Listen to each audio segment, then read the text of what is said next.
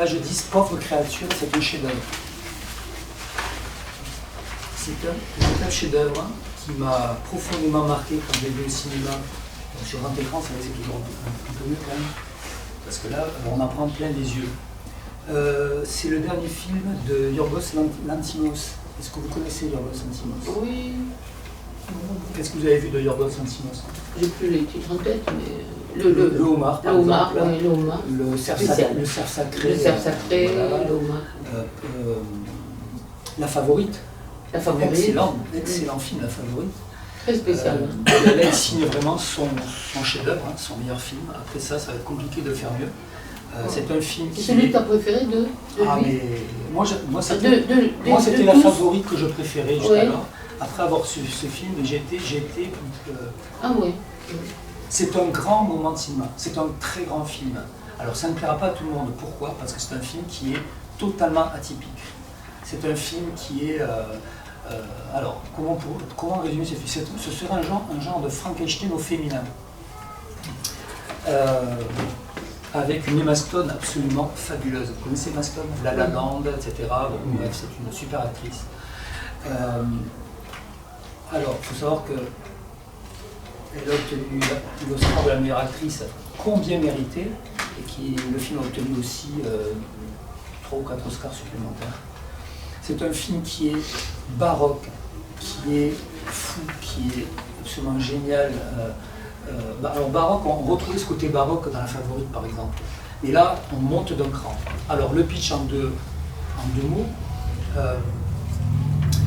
Une femme se suicide, elle est porteuse d'un enfant. La femme, c'est elle. Et elle est récupérée par une espèce de docteur Frankenstein. C'est pas Frankenstein, une espèce de docteur Frankenstein qui va récupérer son corps.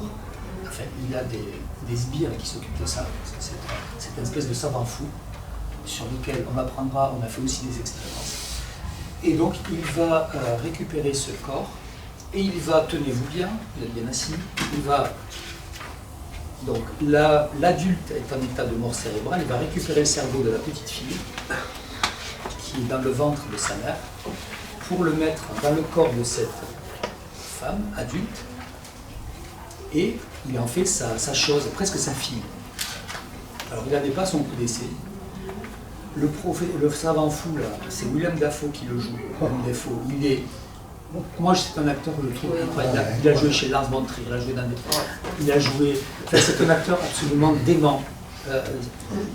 Voilà, qui là, il est génial, il faut bien le dire. Emma Stone, elle est incroyable. Alors imaginez donc, ça c'est très important, une tête de bébé, un cerveau de bébé dans un corps de femme. Donc normalement, chacun de nous, là, il a été formaté au fur et à mesure des années. Nous sommes des adultes formatés par la société, par ce qu'on nous a dit de faire, de ne pas faire, le bien, le mal, ce qui était convenable ou pas.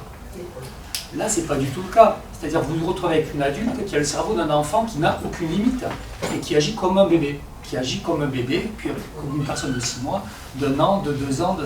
Vous voyez ce que ça peut donner. Déjà, ça, c'est absolument jubilatoire.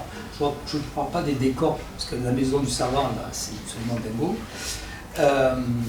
Et donc, cette personne, c'est pour ça que je dis c'est un Frankenstein féministe. Cette femme qui en réalité n'a pas de limite, parce qu'elle n'a pas été formatée du tout. En plus, elle n'a aucune vie sociale, absolument aucune vie sociale. La seule éducation qu'elle reçoit, c'est celle de son père créateur. Et donc, en fait, elle a envie de faire n'importe quoi et de bouffer le monde par tous les côtés. Ce qu'elle ne va pas manquer de faire, elle va partir avec un avocat un peu véreux et aventureux, elle va partir avec lui, elle va s'émanciper de lui, et là on va partir dans une espèce d'aventure complètement virevoltante, tout va être bousculé dans son sillage. C'est un choc, moi je trouve que c'est un choc au sens positif du terme. Voilà, tout ce que je peux... Alors certains vont le voir, ils vont dire mais il est peut-être bizarre le coup d'avoir... Parce que c'est un film qui est étrange, c'est un film qui n'est absolument pas conventionnel. Alors pour ceux qui ont déjà vu des films de Yorgos Lanthimos, ça ne va pas les étonner. Quand il fait le homard, on est sur notre planète. Quand il fait Le Cerf Sacré, on est sur notre planète. Quand il fait La Favorite, c'est un film historique qui ne ressemble à aucun autre. Mais là, voilà.